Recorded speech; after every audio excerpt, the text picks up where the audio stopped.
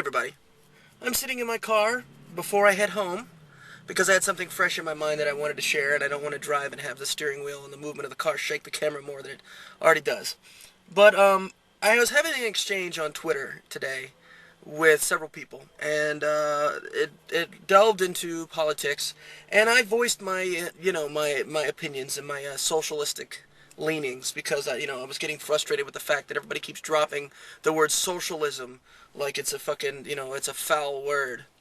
It's just it's this popular buzzword of rhetoric that fucking both sides of the fence, the Republicans and the Democrats, are using in a negative context. So I was going off about something along those lines, and I had made one of the comments that I've made before that somebody on Vloggerheads had called me out on, where I said, something unnecessarily abundant or something like that. They had an unnecessarily abundant amount of something. So somebody in a similar fashion had said, well, who are you to judge what is unnecessarily abundant in others? Who do you think you are to judge that? So I responded with something along the lines of, I'm somebody who has gone without the basic necessities of life and watched people who've had more than enough of the basic necessities continue to hoard those basic necessities beyond what they needed. So I think I have a pretty good idea of what unnecessary abundance is.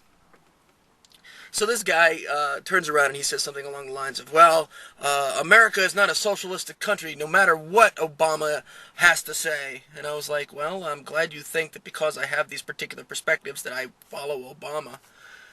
But I appreciate your opinion. And then he said something that set me off, which was along the lines of, well, you should go to Sweden. He misspelled, he mangled the English language, but you should go to Sweden then. And I said, okay, and this is the point of this particular post. My response was something along the lines of this.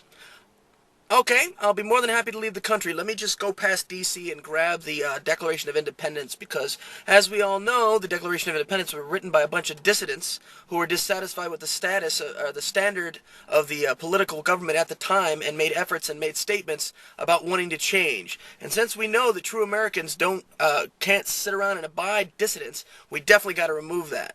I think it's important that we establish that this country was built on dissidents. People who were dissatisfied with the way things were and wanted things to change. To sit here and to tell another person that you're un-American because you're speaking out against this standard is bullshit.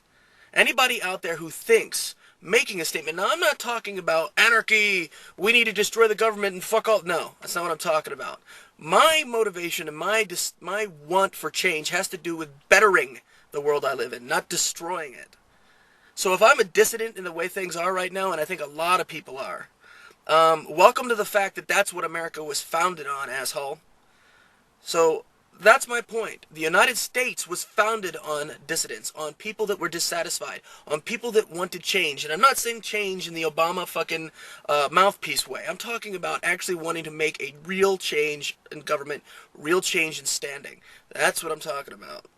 So for all of you fucking mouthpieces for whatever political body you supposedly represent and personify, the people that built this country were exactly the same kind of people that did what I do. They said, I'm dissatisfied with this, I'm unhappy with this, and I want things to change.